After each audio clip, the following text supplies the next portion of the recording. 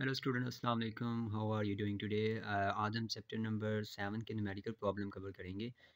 जैसे कि last video मैंने आपको मार्क करवा दिए थे जो आपके स्मार्ट सिलेबस में शामिल हैं। ठीक है, यहाँ पे मैंने एक बार दोबारा लिख दिए, आप इनको मार्क कर लें। इसके अलावा हम चैप्टर नंबर 7 के जो MCQs हैं एक्सरसाइज के, वो भी आज आप देखेंगे। ठीक है, तो सबसे पहले न्यूमेरिकल प्रॉब्लम देखते हैं। तो न्यूमेरिकल प्रॉब्लम में आप क्योंकि मैंने यहाँ पे सोल्व किया, मैं आपको साथ साथ समझा तो दूंगा, लेकिन फिर भी अगर आप मिसाल के तौर पर उसको अच्छे तरीके से अंडरस्टैंड या लिखना चाहते हैं तो आप स्क्रीनशॉट ले सकते हैं, अदरवाइज़ आप वीडियो को जो है ज़ूम करके भी देख सकते हैं। ठीक है, ओके। तो 7.1 न्यूमेरिकल जो है, इसकी न्यूमेरिकल जो स्टेटमेंट है, अगर हम बुक से देखें तो बुक में हमारे पास यहाँ पे स्टेटमेंट गिवन है जी। A wooden block measuring 40 centimeter into 10 centimeter into 5 centimeter has a mass 850 gram, find the density of the wood। तो इसमें वो ये कह रहे हैं कि हमारे पास एक वुडन ब्लॉक है। ठीक है, उसकी डायमेंशन दे दी गई है, यानी कि 40 सेंटीमीटर लेंथ है, विड्थ उसकी बता दी गई है और उसकी हाइट भी बताई हुई है। ठीक है, तो वो कहते हैं आपने इसकी डेंसिटी निकालनी है अगर उस वुडन ब्लॉक का मैस 850 ग्राम हो। तो डेंसिटी निकालने के लिए जैसे कि आप जानते हैं कि हमारे पास डेंसिटी निकालने का जो फार्मूला होता है वो है मैस इनटू वॉल्यूम। ठीक है, मैस डिवाइडेड बाय वॉल्यूम। ठीक है, तो मैस भी हमारे पास गिवन है, वॉल्यूम किस तरीके से कैलकुलेट होगा उसके लिए अगर आप ये डायग्राम पहले देखें तो मैंने उस वुडन ब्लॉक को एक 3D फॉर्म में यहाँ पे बनाया है। 40 सेंटीमीटर उसकी लेंथ है, विड्थ उसकी 10 है और 5 सेंटीमीटर उसकी हाइट है। तो अगर हमारे पास एक क्यूबाइड टाइप में एक वुडन ब्लॉक है तो उसका वॉल्यूम निकालने का फार्मूला होता है length into width into height. तो ये जैसे कि मैंने यहाँ पे लिखा है volume is equal to length multiply width multiply height. तो तीनों डायमेंशन को अगर आप मल्टीप्लाई करवा देंगे तो हमारे पास volume of this wooden block आ जाएगा। ठीक है, 2000 सेंटीमीटर क्यूबिक, क्योंकि यूनिट हमारे पास सेंटीमीटर दिए हुए हैं सबके डायमेंशन में, तो इसी वजह से सेंटीमीटर क्यूबिक जो है हमारे पास वॉल्यूम का यूनिट आएगा। लेकिन हमें पता है कि अगर हम ये डेंसिटी फाइंड करना चाहते हैं तो ऑब्वियसली सिस्टम इंटरनेशनल के मुताबिक हमारे पास ये सेंटीमीटर की बजाय मीटर क्यूबिक होना चाहिए। ठीक है, वॉल्यूम का यूनिट जो है, तो इसी वजह से मैं इसको मीटर क्यूबिक में कन्वर्ट कर लूँगा। और आपको पता है सेंटी जो है ये प्रीफिक्सेस है और इसकी वैल्यू 10⁻⁻² मीटर होती है। ठीक है, हमने चैप्टर नंबर 1 में ये पढ़ा था कि सेंटी जो है ये 10⁻⁻² मीटर के इक्वल होता है। तो ये पावर 3 आपके पास वैसी पावर यहाँ पे लिखी जाएगी। ठीक है, फिर आप -2 को जब 3 से मल्टीप्लाई करेंगे तो -6 आ जाएगा और m की पावर 3 जो है वो मीटर क्यूबिक के फॉर्म में हमारे पास यहाँ पे आ जाएगी। तो वॉल्यूम आपके पास जो है वो कन्वर्ट हो जाएगा मीटर क्यूबिक में। मैथ्स क्योंकि ग्राम में गिवन है तो इसको भी इंटरनेशनल यूनिट्स के मुताबिक किलोग्राम में होना चाहिए। तो 850 को हम किलोग्राम में ले जाने के लिए 1000 से डिवाइड करवाएंगे, क्योंकि 1 किलोग्राम में 1000 ग्राम होते हैं। तो 850 डिवाइडेड बाई 1000 करेंगे तो 0.85 kg हमारे पास जो है ये मैस भी फाइंड हो जाएगा। अब आपको जो चीज़ फाइंड करनी है वो डेंसिटी है। तो डेंसिटी निकालने के लिए हम कैलकुलेशन में इसका फार्मूला लिखेंगे, density is equal to mass over volume. और मैस की वैल्यू 0.85 जो अभी हमने कन्वर्ट की थी केजी में, और वॉल्यूम जो पहले हमने ऊपर कन्वर्ट किया है मीटर क्यूबिक में, वो भी यहाँ पे लिखेंगे। दोनों वैल्यूज़ को डिवाइड आप करेंगे, कैलकुलेट करेंगे। और उसका तरीकाकार यही होता है कि आप 0.85 को पहले 2000 से डिवाइड करवा लें, उसका आंसर आ जाएगा 4.25 इंटू 10⁻⁻4। ये -6 जब ऊपर जाएगा हमारे पास न्यूमिनेटर में तो 10⁻+6 हो जाएगा। तो +6 और -4 का आंसर 10⁻+2 आ जाएगा। ठीक है, और आपको पता है 10⁻2 यानी कि 10 स्क्वायर 100 के इक्वल होता है। तो 100 जब 4.25 से मल्टीप्लाई होगा तो 425 हमारे पास आंसर आएगा। और आपको पता है डेंसिटी का यूनिट जो है इंटरनेशनल यूनिट्स के मुताबिक किलोग्राम पर मीटर क्यूबिक होता है। तो ये हमारे पास डेंसिटी का यूनिट भी यहाँ पे आप फाइनल आंसर में लिखेंगे। ठीक है, इसके बाद जो हमारे पास न्यूमेरिकल नंबर 7.3, इसके बेसिकली 3 पार्ट हैं। ठीक है, और तीनों के अंदर हमें वॉल्यूम ही निकालना है। मैस गिवन होगा, डेंसिटी बताई होगी। ठीक है, तो वॉल्यूम हमें फाइंड करना है। तीनों पार्ट के अंदर हमारे पास मैस और डेंसिटी की वैल्यू डिफरेंट है। मुख्तलिफ मटीरियल्स के मैस और डेंसिटी की वैल्यूज़ दी हुई हैं। ठीक है, तो हमें बेसिकली वॉल्यूम फाइंड करना है। तो बहुत सिंपल है ये भी, क्योंकि इसमें डेंसिटी का फार्मूला जो आपने ऊपर पढ़ा था वही फार्मूला इस्तेमाल होगा। बस उसमें आपने करना ये है कि आपको वॉल्यूम निकालना है। तो वॉल्यूम को आप यहाँ पे डेंसिटी की जगह पे ले जाएं और डेंसिटी को आप यहाँ पे नीचे लिख दें। ठीक है, मतलब कि फिर वॉल्यूम जो है वो इक्वल हो जाएगा volume V is equal to mass over density. तो यही फार्मूला है, सिर्फ आपने वॉल्यूम को ऊपर लिख दिया और डेंसिटी हमारे पास यहाँ पे डिनोमिनेटर में आ जाएगी। ठीक है, फार्मूले को रीअरेंज करेंगे। तो अब आपके पास मैस गिवन है, डेंसिटी दी हुई है, वॉल्यूम निकालने के लिए हम ये फार्मूला लगाएंगे वॉल्यूम का। और मैस 5 kg, डेंसिटी 8200 किलोग्राम पर मीटर क्यूबिक। दोनों को आप डिवाइड करोगे, कैलकुलेट करोगे, तो हमारा आंसर आ जाएगा मीटर क्यूबिक में वॉल्यूम का। इसी तरह अगर हम पार्ट नंबर 2 करते हैं तो उसमें हमारे पास मैस की वैल्यू गिवन है ग्राम के अंदर, इसको केजी के अंदर कन्वर्ट कर लेंगे। और डेंसिटी जो है वो पहले से इंटरनेशनल यूनिट में है, तो वॉल्यूम निकालने का सेम यही फार्मूला आप अप्लाई करोगे, ठीक है। और उसको कैलकुलेट करके हम जो है वो वॉल्यूम फाइंड कर लेंगे, ठीक है। सेम इस तरह पार्ट नंबर 3 में भी मैस गिवन है केजी में, इस तरह डेंसिटी की वैल्यू भी हमारे पास दी हुई है, ठीक है। तो आप वॉल्यूम फाइंड करने के लिए फार्मूला लगाएं, वैल्यूज़ को पुट करें और इसका भी आंसर आ जाएगा। तो सेम हमारे पास 7.3 में तीनों पार्ट का जो मेथड है सोल्व करने का वो सेम ही है, ठीक है। एक ही फार्मूला आपका यहाँ पे यूज़ होगा। अब हम उसके बाद 7.5 न्यूमेरिकल पे चलते हैं जी। 7.5 न्यूमेरिकल प्रॉब्लम में हमारे पास स्टेटमेंट में फोर्स की वैल्यू गिवन है 75 Newton, area 1.5 centimetre cubic given है, ठीक है।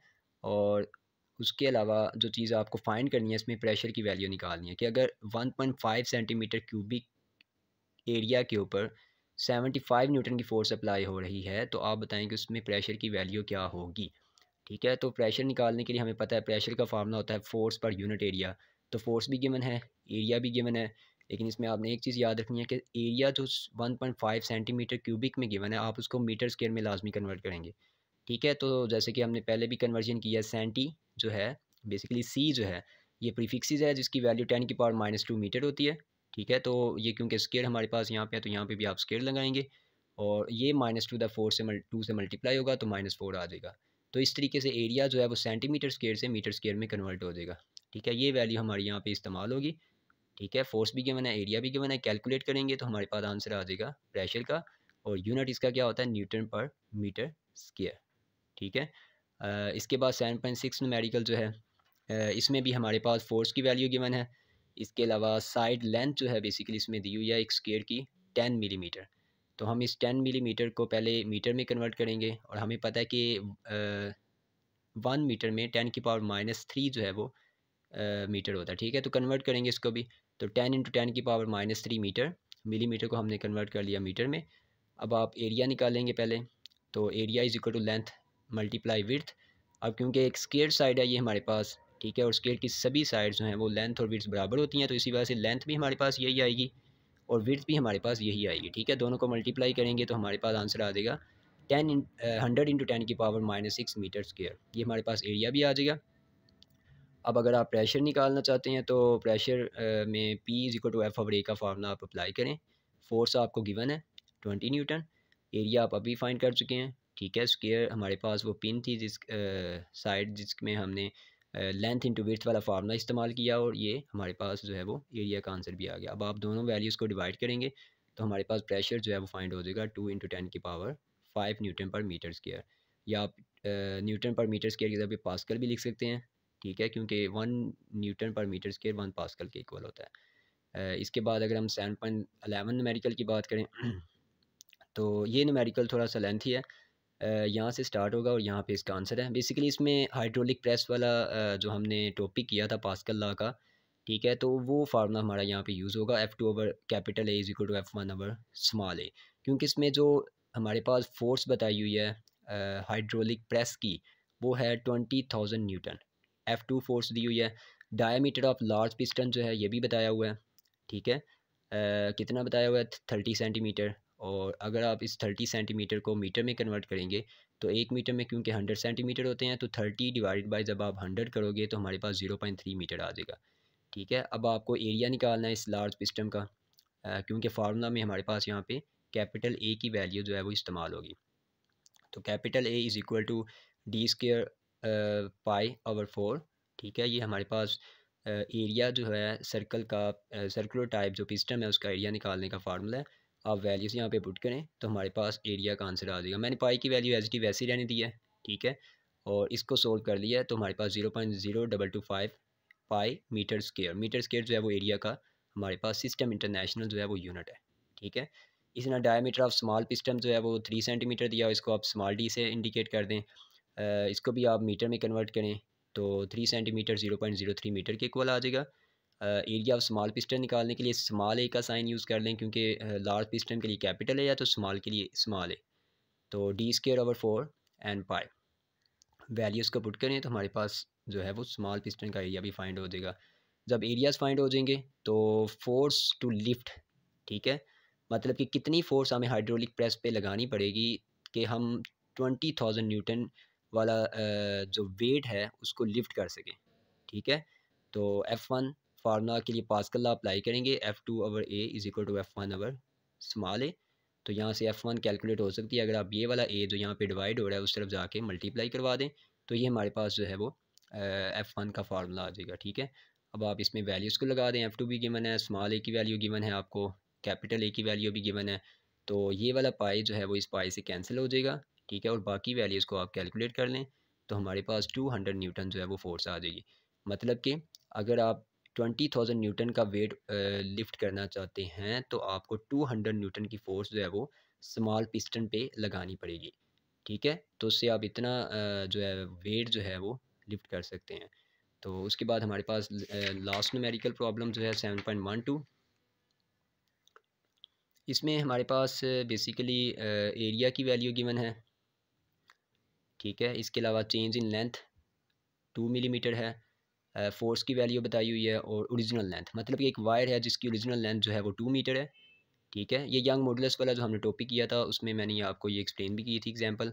तो 2 मीटर की वायर पे आपने अगर फोर्स लगानी है 4000 न्यूटन, तो उससे जो इसकी लेंथ में इजाफा होगा वो है 2 मिलीमीटर।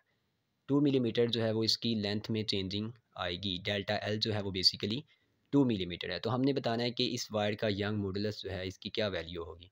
तो यंग मॉडुलस निकालने के लिए वाई का फार्मूला आपको पता है, F into original length divided by area multiply change in length. ये हमने टॉपिक किया था लास्ट वीडियो में। लेकिन एक चीज़ में आपने याद रखनी है कि ये जो 2 मिलीमीटर हमारे पास वैल्यू गिवन है इसको आप मीटर में लाजमी लेके जाएंगे। और जैसे मैं आपको पहले बता चुका हूँ 1 मिली जो है वो इक्वल होता है 10⁻³ के। तो आपने इस m की जगह पे जो पहले m लिखा हुआ है इसकी जगह पे 10⁻³ लिख देंगे और ये वाला m आपके पास वैसे ही एज इट इज आ जाएगा।